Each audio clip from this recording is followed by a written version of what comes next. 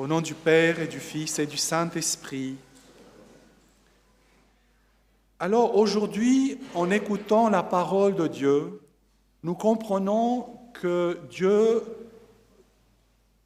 donne une grâce de sagesse à chacun de nous ici présents.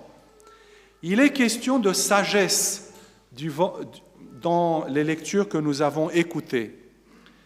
Quelle est cette sagesse qui descend du mystère de Dieu dans nos cœurs, dans nos intelligences, dans nos vies, pour fonder une vie? Alors cette sagesse, dans la première lecture, se présente à nous comme un choix du chemin de la vie.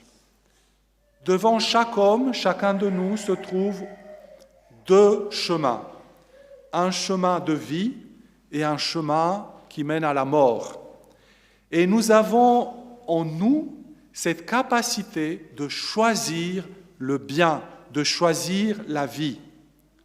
Autrement dit, si vous voulez, ce que Dieu nous dit dans toute la Bible, c'est que la nature humaine, créée à l'image de Dieu, elle est bonne. Elle est capable de choisir le bien.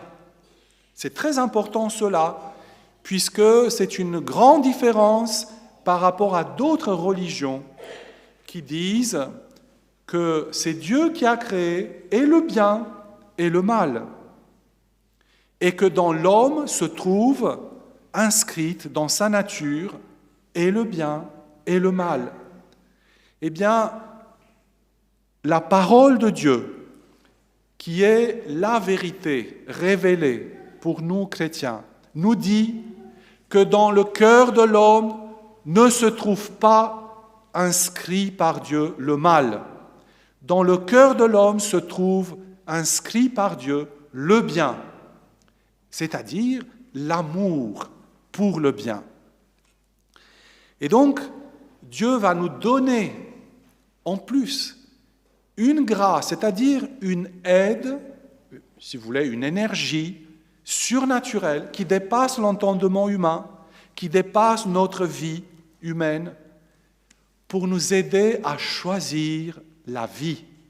Parce que quand nous parlons du bien, nous parlons de la vie. Et Dieu nous a donné à chacun de nous ce don tellement précieux de la vie. Alors, évidemment, ça commence par la vie biologique, mais notre vie n'est pas simplement biologique. C'est une vie éternelle, nous révèle la parole de Dieu. Alors, la bonne nouvelle d'aujourd'hui, que nous avons entendue de la première lecture, que Dieu nous donne la grâce de choisir le chemin de la vie et de ne pas nous fourvoyer sur le chemin de la mort. Deuxième chose que nous révèle la première lecture, Dieu nous a créés éminemment libres. Nous sommes libres, c'est-à-dire responsables de choisir le bien ou la mort, de choisir la vie ou la mort.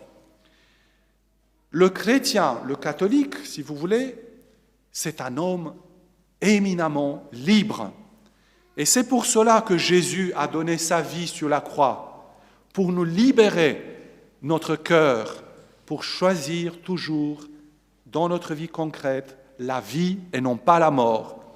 Ne pas croire au mal, ne pas croire au destin fatidique, mais toujours avoir dans son cœur cette lumière de l'espérance divine, que la vie est toujours victorieuse, que le sang du Christ n'a pas été versé pour rien, mais pour nous donner la vie, pour libérer notre cœur, notre conscience, afin que nous puissions marcher dans la lumière de Dieu, sur le chemin de la vie. Heureux ceux qui marchent suivant la loi du Seigneur. L'homme de la Bible, c'est un amoureux de la parole de Dieu. Il ne voit pas la parole de Dieu comme quelque chose qui va lui restreindre le choix, mais au contraire, quelque chose qui va illuminer sa liberté pour choisir toujours la bonne chose à faire, pour choisir toujours, malgré les persécutions, malgré notre péché, la vie. Et c'est pour cela que c'est une béatitude. Nous avons vu il y a quelques semaines que le mot « heureux » veut dire, dans l'Ancien Testament, marcher sur le chemin de la vie. Être heureux, c'est celui qui est en marche sur le chemin de la vie. Ce chemin de la vie est ouvert devant chaque être humain par le Père éternel. Il est offert au choix, à la responsabilité de chaque être humain. Et c'est la grâce de Dieu qui va venir soutenir notre choix, le fortifier de l'intérieur afin pour nous aider à nous engager sur ce chemin de la vie. Alors, cette sagesse dont parle l'Écriture se révèle d'une manière plénière dans la personne du Christ. Et dans l'évangile que nous avons écouté, et qui est le Christ, qui se donne à nous, Jésus vient se présenter à nous, non pas comme une abolition de l'Ancien Testament, de cette loi de Dieu qui a été donnée à chacun de nous par la foi, mais comme une plénitude de cette loi. À chaque parole, donc, où il va, si vous voulez, décliner ce choix de la vie, à chaque parole, Jésus vient accomplir la parole de l'Ancien Testament en lui-même, par sa parole, en disant que le but de ce choix du chemin de la vie, c'est le royaume des cieux.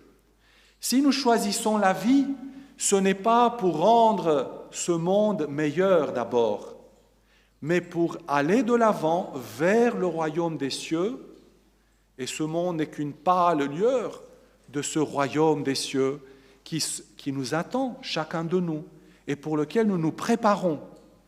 Alors, concrètement, cela passe d'abord par l'amour, nous dit Jésus, de la parole de Dieu. Pas un seul iota. Iota, c'est une lettre de l'alphabet grec. Petite lettre. Eh bien, pas une lettre ne passera de la parole de Dieu sans que se réalise. Autrement dit, prenez la parole de Dieu comme lumière pour vos choix de vie.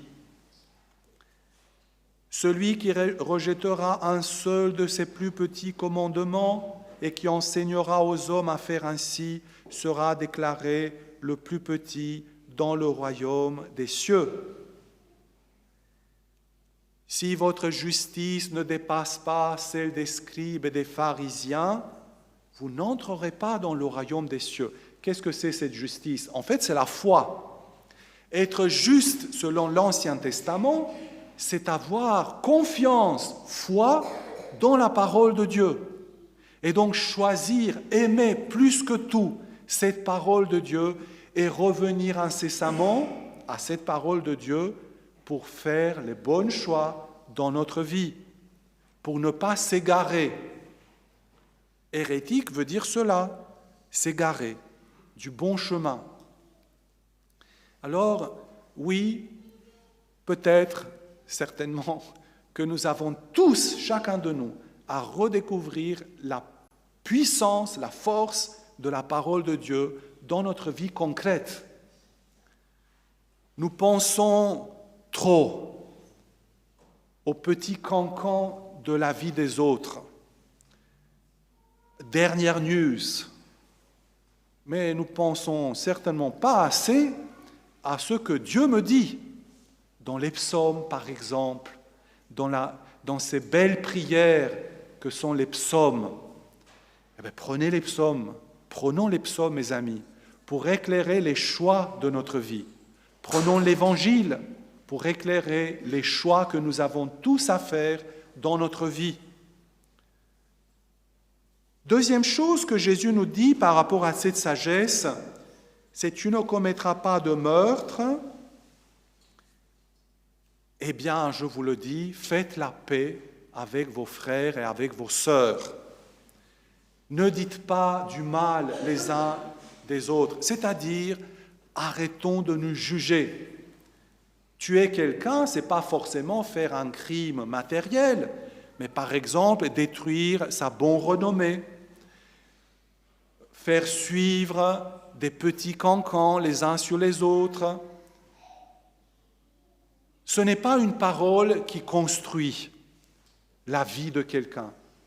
Et les parents le savent très bien, puisque les parents sont toujours source d'espérance pour leurs enfants. Normalement, un père n'aime pas trop, une mère n'aime pas trop critiquer ses enfants, mais ils aiment leur donner l'espérance pour un lendemain meilleur. C'est pas grave, mon chéri, relève-toi, tu peux davantage avec la grâce de Dieu. Eh bien, c'est cela qu'il faut faire les uns pour les autres. Il y a des réalités, les péchés par exemple, les blessures, qu'il ne faut pas dire, sauf à Dieu. Il faut les garder, les porter, comme Jésus a porté les péchés de chacun de nous, les porter dans notre cœur et les offrir à Jésus crucifié. Nous unir à Jésus crucifié en portant le fardeau de mon frère, de ma sœur, par amour, comme Jésus l'a fait. Être source de bénédiction les uns pour les autres, dire du bien les uns sur les autres.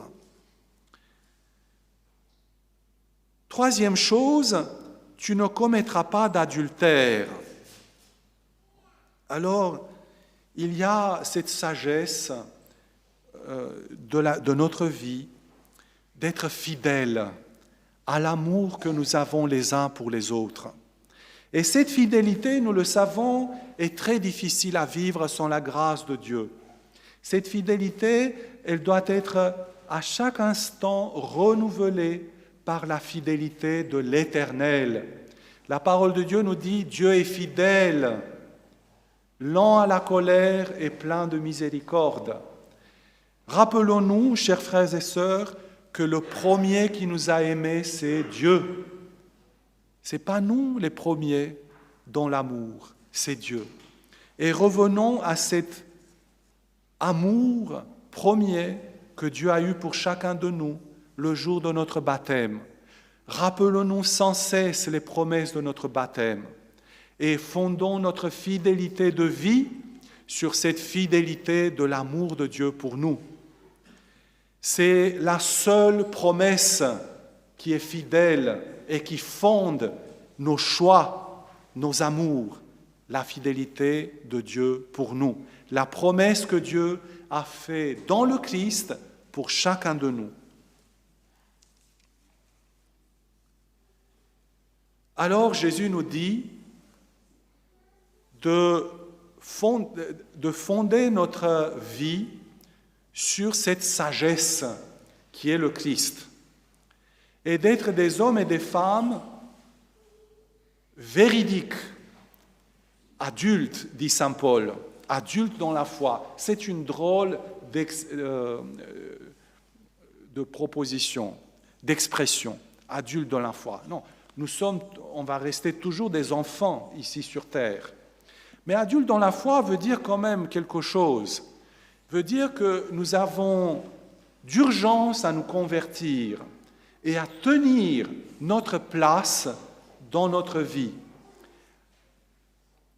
Il n'y a rien de plus beau ici sur terre que d'apprendre à bien vieillir, c'est-à-dire à marcher avec fidélité sur le chemin de la vie jusqu'au bout, en donnant exemple aux autres de cette fidélité de Dieu pour toi, à travers des choix renouvelés de la vie, à travers cette rectitude de ta parole, que ton oui soit oui.